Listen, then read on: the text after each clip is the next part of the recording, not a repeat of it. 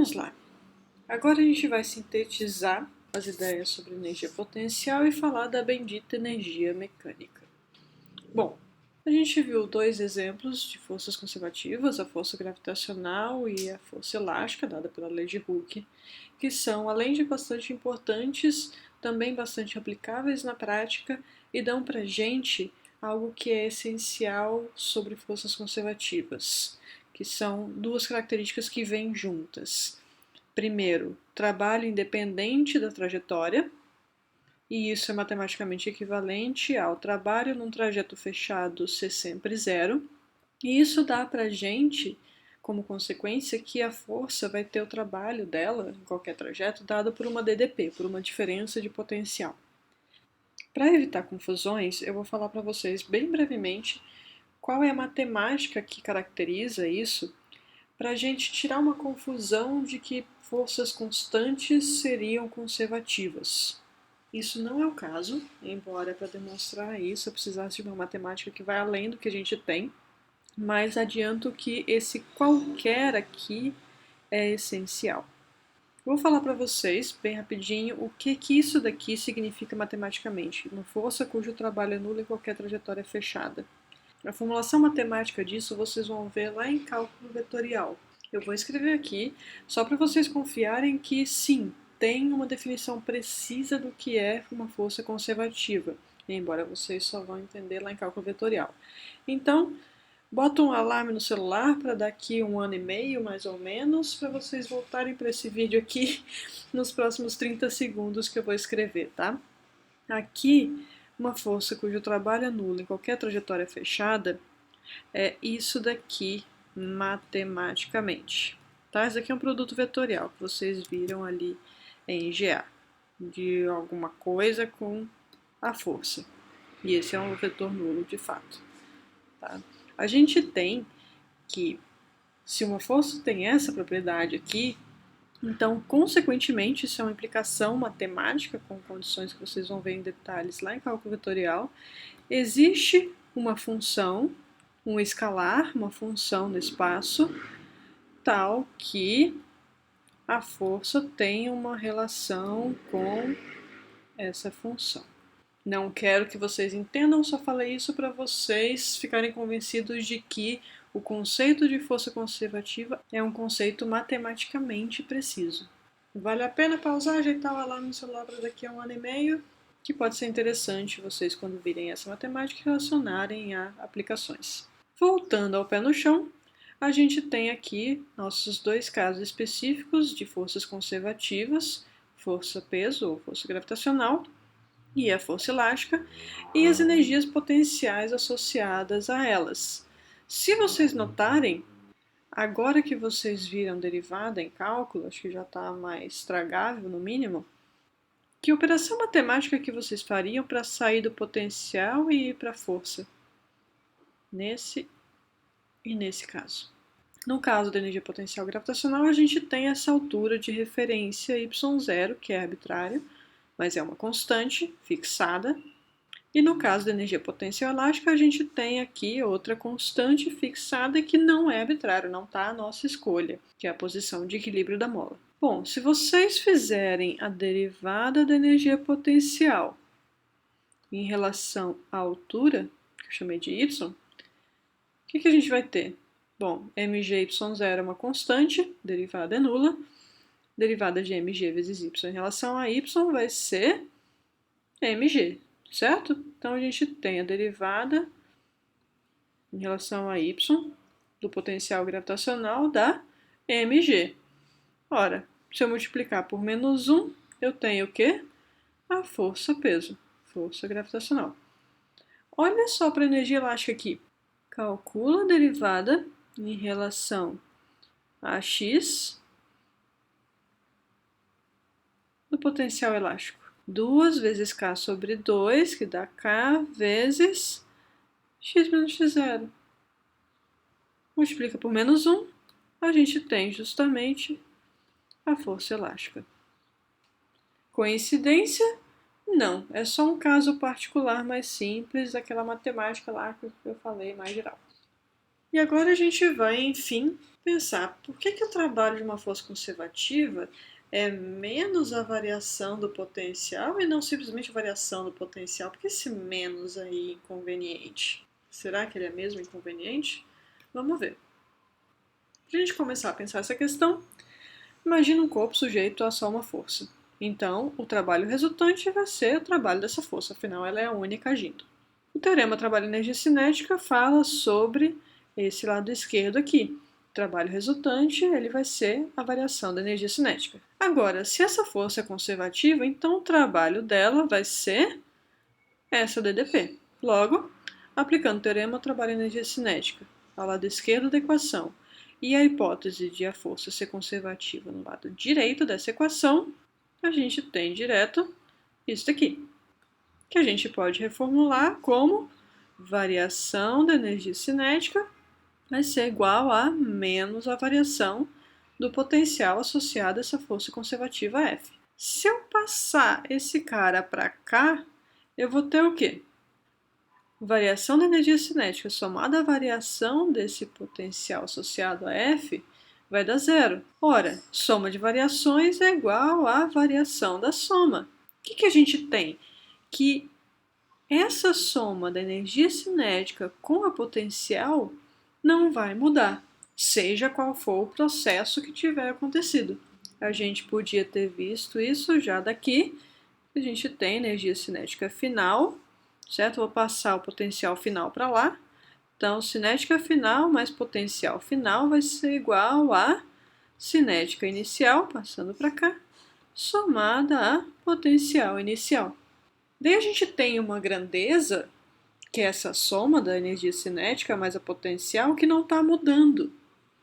Imagine, por exemplo, um processo que começa um corpo sujeito a essa força F, ele começa com energia cinética 5 joules, por exemplo, e com energia potencial 2 joules. Daí, digamos que no final de algum processo, de algum trajeto, a energia cinética tenha ido para 1. Quanto então vai ser a energia potencial no final?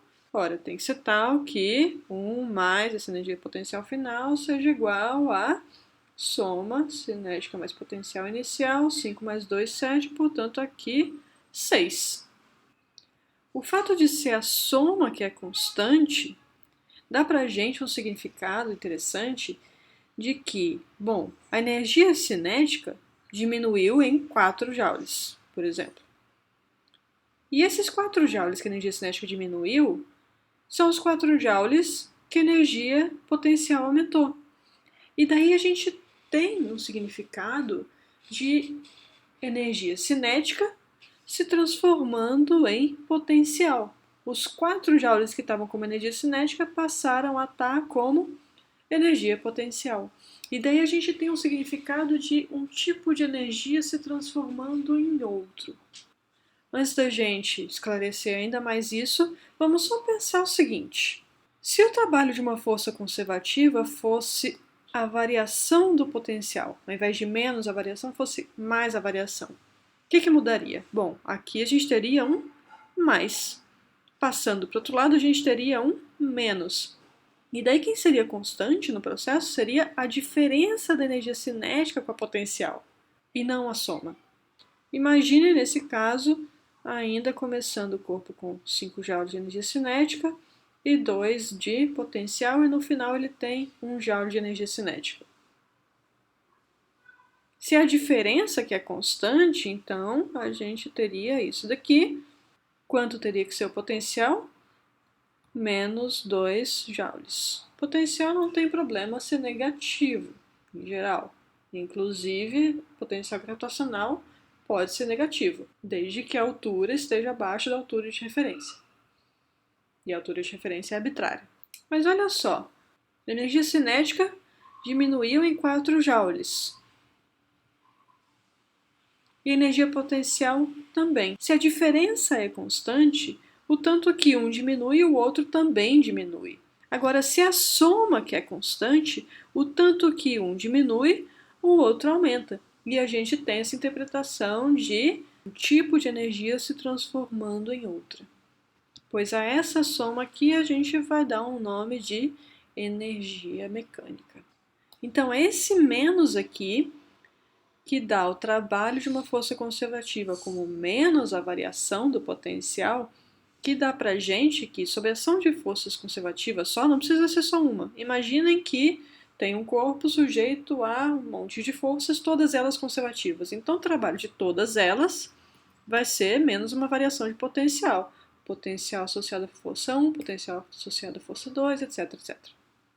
De novo, a gente pode passar essas variações de potencial para lá e a gente tem que a soma da energia cinética mais todas as potenciais envolvidas vai ser constante, o que a gente também chama de ser conservada. E essa soma da energia cinética com as potenciais é a nossa querida energia mecânica. Vamos brincar um pouquinho. Aqui a gente tem o skatista, ele vai deslizar numa rampa sem atrito. Notem o seguinte, a gente tem aqui energia cinética, energia potencial, ignora essa parte térmica, já a gente olha para isso. Notem que, à medida que eu aumento a altura do nosso amiguinho, eu estou dando energia potencial para ele. Outra coisa é, aqui eu estou diminuindo a massa dele ou estou aumentando a massa dele. Afinal de contas, energia potencial gravitacional, que é a única potencial no caso, é massa vezes aceleração gravitacional vezes a altura. Tudo certo, né? Vou soltar esse amiguinho aqui. O que vai acontecer? Vocês esperam que ele desça, né? De novo, sem atrito entre skate e rampa.